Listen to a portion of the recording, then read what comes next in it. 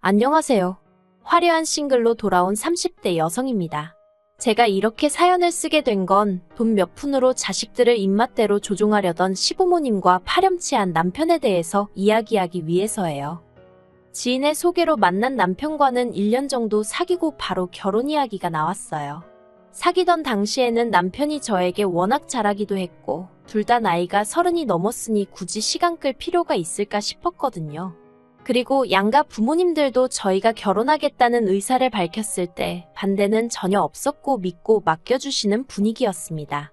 게다가 상견례 자리에서 어머님 아버님이 먼저 1억을 해줄 테니 거기에 대출을 받아서 집을 사는 게 어떻겠냐고 하시더라고요.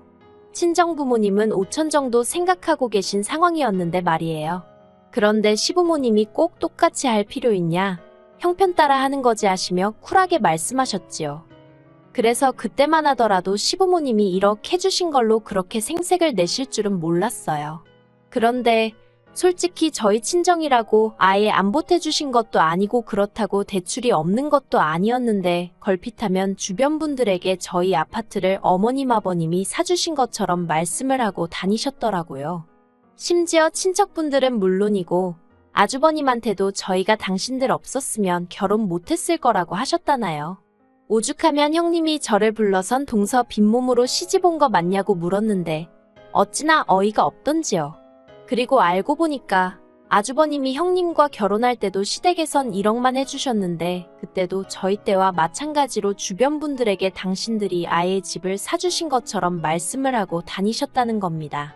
형님은 그때를 생각하면 지금도 너무 짜증이 난다면서 혹시나 싶어서 물어봤다나요. 그리고 형님에게 그런 이야기를 듣고 나니 더더욱 사실관계를 바로 잡아야겠다는 생각이 들었습니다. 제가 가만히 입 다물고 있으면 사람들은 정말 제가 빈몸으로 시집 온 줄 알 테고 그러면 뒤에서 이러쿵저러쿵 말이 나올 건 불보듯 뻔했으니까요. 그래서 제가 한 번은 어머님께 농담처럼 웃으며 저희 친정부모님이 들으시면 서운해하시겠어요 그랬네요. 그러자 어머님이 서운하긴 뭐가 서운하냐면서 그러면 니네 부모한테 5천만 원 더 달라고 해. 그럼 같이 사줬다고 할게 그러시대요. 듣는데 너무 어이가 없더라고요. 하지만 그래도 제가 정말 당장 친정에다 얘기해서 어머님 말씀대로 5천을 받아올 건 아니었으니까요. 그래서 황당하긴 했지만 이후로는 그냥 어머님의 유치한 허세 정도로 이해하려고 했어요. 하지만 어머님 아버님의 돈으로 유세라고 해야 할지 생색이라고 해야 할지 아무튼 하루가 다르게 더 심해져만 갔습니다.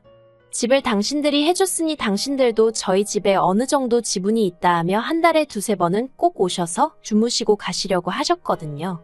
그러다 서울에 당신들이 볼 일이라도 있을 때면 길게는 3~4일을 연달아 계시기도 했고요.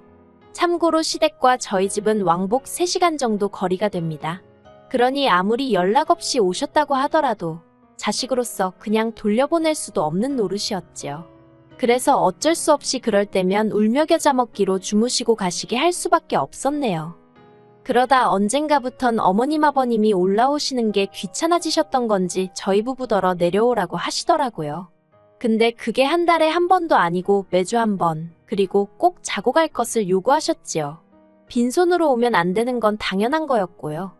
그래서 갈 때마다 과일이며 고기며 사들고 내려가야 했는데 그냥 싫다고 못 간다고 했으면 되는 걸 꾸역꾸역 가놓고서 왜 이런 이야기를 하냐 하시겠지만요.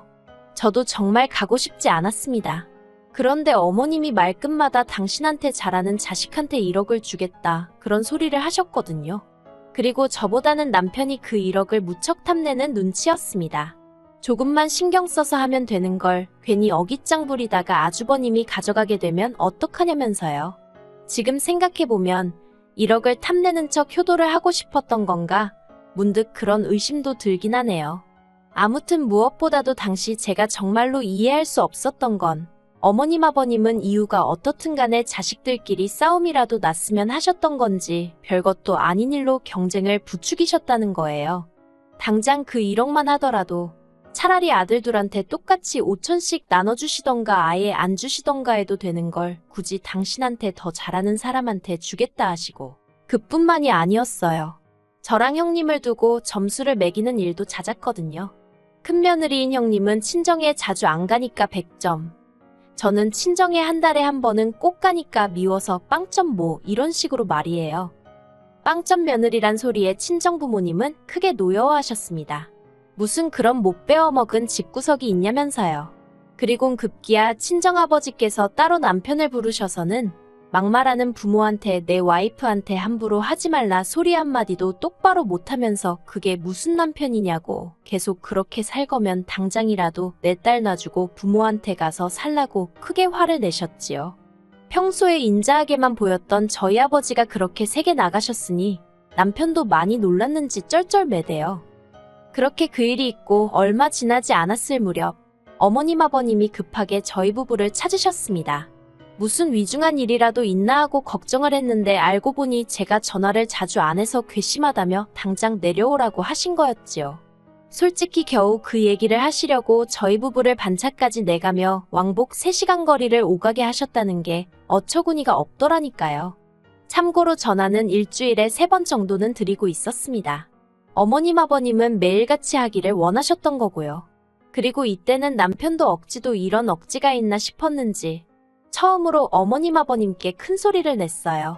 둘 다 집에서 노는 것도 아니고 아침에 불이 나게 출근하기 바쁘고 퇴근하고 집에 오면 뻗어 있는데 전화 좀 못할 수도 있지. 자식을 진짜 생각하신다면 그 정도는 이해해 주셔야 하는 거 아니냐면서요. 그러자 어머님 아버님, 특히나 어머님이 크게 충격을 받으신 듯 했습니다. 그도 그럴 것이 그동안엔 네 형은 어쩌고 하거나 돈을 주네마네 하면 찍소리도 안 왔던 작은 아들이 어머님 표현을 빌리자면 지 마누라한테 눈이 뒤집혀서 부모도 못 알아보고 성질을 낸 거니까요. 이후로도 어머님께선 도무지 화가 가라앉지 않았는지 급기야 저희 부부더러 저희 같은 후레자식은 처음 봤다면서 당장 살고 있는 아파트에서 나가라셨어요. 이런 자식들인 줄 알았으면 길바닥에서 노숙을 하든지 어디 시공창에 들어가서 살던지 신경도 안 썼을 거라면서 말이에요. 그리고 어머님의 막말이 계속되자 남편도 악을 쓰면서 우리가 나가긴 왜 나가냐고 죽어도 못 나간다고 맞섰습니다. 2시간 넘게 그렇게 고성이 오가면서 결국 일이 커져버렸어요. 어찌나 답답하던지 이러지도 저러지도 못하는 상황에서 결국 전 친정아버지께 그러니까 사위를 왜 몰아붙였냐고 원망 아닌 원망까지 쏟아냈네요. 지금 생각하면 친정아버지가 뭐 하나 틀린 말씀을 하셨던 것도 아니었는데 말이지요. 아무튼 제 이야기를 한참 듣고 계시던 친정아버지가 그놈의 아파트 이참에 팔아버리라셨습니다. 아파트 팔아서 시댁에 1억 돌려줘버리고 남은 돈으로 저희 형편에 맞는 집에 들어가서 마음 편히 살라고요. 그리고 친정아버지 말씀에 따라 저희는 아파트를 처분하고 1억을 돌려드리기로 했습니다. 그런데 어머님 아버님이 집값이 올랐는데 왜 1억이냐며 이자로 1,000만 원을 더 내놓으라는 거예요. 진짜 황당했는데 뒤에서 말 나오는 게 싫어서 결국 1,000만 원까지 더 얹어드렸어요. 그러니 시부모님에 대한 제 감정은 최악으로 치닫게 되었고 이후로 거의 발걸음을 끊다시피 지내게 된 거지요. 그리고 그 시간 동안 여러 가지 일이 있었습니다. 일단 저희 외할머니가 돌아가셨거든요. 상황이 상황인지라 내키진 않았어도 시댁에도 소식을 전했어요. 그런데 형님이 5만 원 보내주신 걸 빼고는 시댁에선 누구 하나 이렇다 할 말이 없었네요. 애시당초 기대도 없었지만 그래도 실망스럽고 친정부모님 볼낯이 없었지요. 그리고 그런 와중에 친정어머니가 외할머니 재산의 절반을 상속받으셨어요. 그 중에는 건물도 있었는데 친정어머니가 저에게 월세나 받으면서 살라고 솔직히 그렇게 조치를 해주셨습니다. 덕분에 전 회사는 관두고 예전부터 가고 싶었던 대학원에 진학했고요. 뿐만 아니라 저희 부부는 어머님 아버님께 돈을 돌려드린 이후로 10평대 작은 빌라에서 전세로 생활하고 있었거든요. 그런데 친정어머니가 도움을 주셔서 30평대 신축 아파트로 이사도 하게 되었습니다. 대출을 좀 받긴 했지만 건물에서 나오는 월세로 감당 가능한 수준이었기에 큰 부담은 되지 않았어요. 한마디로 남편은 예전과 다름없이 직장 생활을 하고 있었지만 저희 부부가 먹고 사는 수준은 신혼 때와 비교가 안 될 만큼 여유가 생겼지요. 그러다 시댁하고 다시 왕래를 시작한 건 작년 초였습니다. 해묵었던 감정이 해결되어서 그런 것은 아니었고 아버님이 원래 갖고 계셨던 지병이 악화되면서 상황이 안 좋아졌거든요. 그러니 아무리 사이가 안 좋았을지라도 자식된 도리로서 모른 채 할 수는 없었지요. 그런데 어머님은 혼자서 아버님 간병을 하기엔 힘에 부치고 그렇다고 다른 사람은 믿업지 못하다며 며느리인 형님과 제가 격일로 내려와 아버님 간병을 도우라 하셨습니다. 그러면서 또 다시 더 잘하는 자식에게는 돈을 주네 집을 주네. 하나도 변하지 않으신 모습에 형님도 저도 두 손 두 발 다 들었었어요. 그리고 돈이 문제가 아니라 형님도 저도 그렇게 할 만한 사정이 되질 않았거든요. 그래서 아주버님네와 저희가 반반씩 부담하여 간병인 붙여드렸는데 결국 아버님은 반년도 안 되어 돌아가셨습니다. 돌아가신 건 앓고 계시던 병 때문이 아니라 수술 후 폐혈증 때문이었으니 참으로 허탈하더라고요. 그리고 이후로 어머님은 혼자 지내시게 되셨는데 다행히 시댁 근처에 어머님 형제분들이 많이 살고 계셨거든요. 아주버님네도 저희 집보다는 시댁에 가까운 편에 속했고요. 그래서 어머님 형제분들과 아주버님네 라고는 하지만 솔직히 형님이 자주 들여다보며 그렇게 지내고 계시다 들었어요. 그런데 얼마 지나지 않아 남편 입에서 생각지도 못한 소리가 나왔습니다. 어머님이 얼마 전에 무릎을 크게 다치셔서 거동이 어려워지셨다며 여기로 모셔오고 싶다나요. 솔직히 저에겐 생각해볼 가치조차 없는 문제였어요. 줬던 돈 내놓으라며 저를 향해 악다구니를 쓰시던 그 모습도 눈앞에 생생했고 아버님 병간호 하시면서 저나 형님에게 온갖 짜증을 내시던 것도 정말 힘들었거든요. 아버님 돌아가신 이후로 걸핏하면 앓는 소리 죽는 소리 그 비위 맞춰드리는 것도 보통 일이 아니었지요. 그래서 저는 생각하고 말고도 필요 없다. 같이는 못 산다고 딱 잘라 거절을 했습니다. 그러자 남편이 그러면 아픈 어머님을 혼자 내버려 두냐는 거예요. 당연히 그런 뜻은 아니었지만 어머님이랑 같이 살게 되면 어머님 수발이란 수발은 전부 다 제가 들어야 될 게 뻔한데 제가 남편더러 어쨌든 난 못한다고 계속해서 안 된다고 했어요. 그러자 남편이 한다는 말이 자기가 회사 관두고 집에 들어앉아서 어머님을 돌보겠다나요. 어이가 없어서 그럴 것 같으면 당신이 아예 시댁으로 내려가서 살지 그러냐고 해버렸네요. 그리고 그 정도로 얘기를 했으면 제가 얼마나 완강한지 남편도 이해를 했을 줄 알았습니다. 그런데 이게 웬걸요. 제가 대학원에서 하는 일이 있어서 하루 정도 집을 비우게 되었는데 그 사이에 남편이 상의도 없이 작은 방을 비웠더라고요. 작은 방은 일단은 창고처럼 쓰고 있었지만 아이가 생기면 아이방으로 쓸 생각이었어요. 하지만 그때만 하더라도 방을 갑자기 왜 치웠나 했지. 설마 그 방에 어머님을 모실 생각을 하고 있을 줄은 상상도 못했습니다. 그래서 이게 웬일이냐 물으니까 남편도 천연덕스럽게 하는 말이 그냥 대청소가 하고 싶었다나요? 당시 대학원에서 프로젝트도 많았고 그래서 남편 말만 듣고는 그러냐 하고 한 귀로 흘려들은 제 잘못이라면 잘못이겠네요. 그리고 며칠 뒤 친정어머니와 몇 달 전부터 계획했던 제주도 여행을 다녀왔을 때였습니다. 2박 3일 정도 집을 비운 거였는데 그 사이에 생각지도 못한 상황이 벌어졌더군요.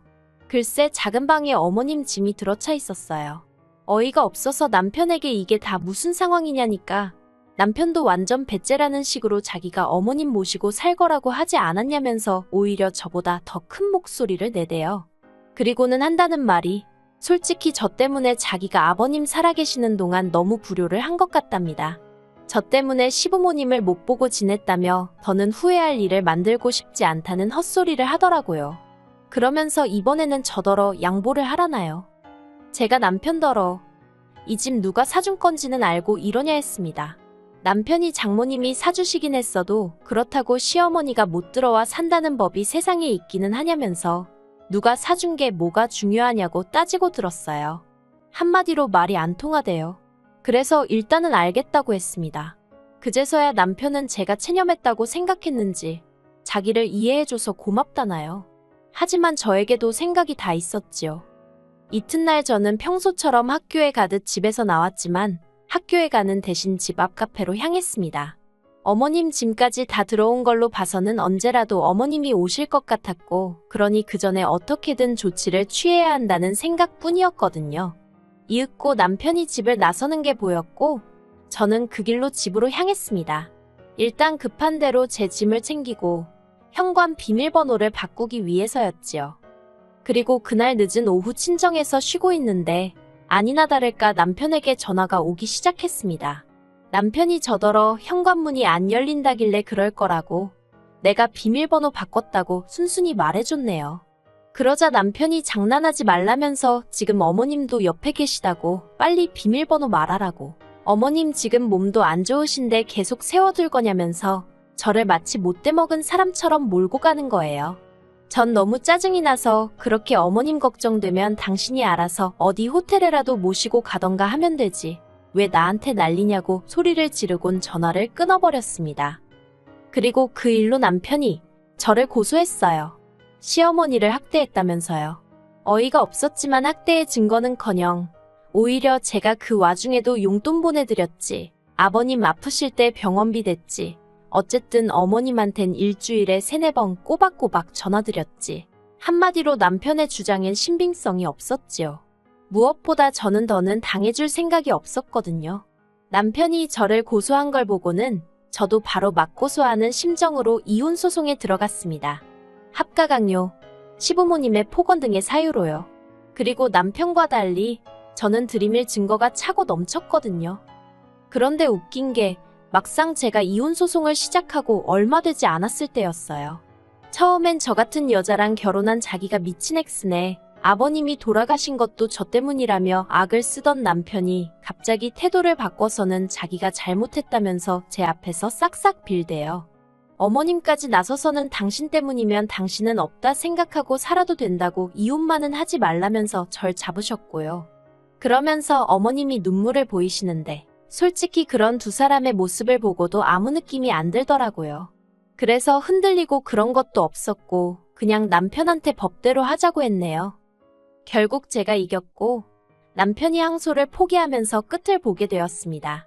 같이 산 세월이 길지 않아 위자료는 1,000만 원 수준에 그쳤지만 그것보단 더는 그 피곤한 싸움을 하지 않아도 된다는 사실이 기뻤네요.